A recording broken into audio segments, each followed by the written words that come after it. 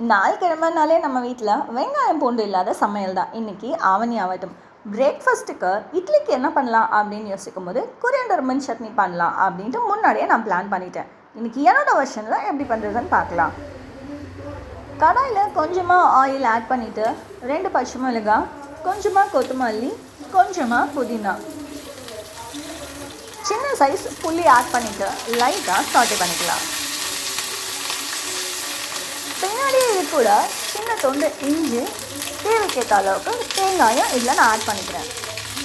ஃபைனலாக இதுக்கு தேவையான உப்பு, தேங்காய் ஆட் பண்ண உடனே அடுப்பை அணைச்சிக்கலாம். ஆறின பிறகு இதை அப்படியே மிக்ஸி ஜாரில் ட்ரான்ஸ்ஃபர் பண்ணி அரைச்சி எடுத்துக்கலாம்.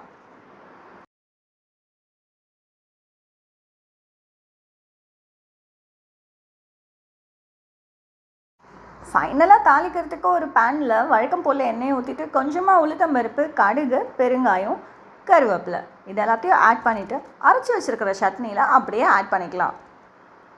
நோ ஆனியன் கார்லிக் ரெசிபீஸ்க்கு மறக்காமல் என்னோடய சேனலை சப்ஸ்கிரைப் பண்ணுங்கள்.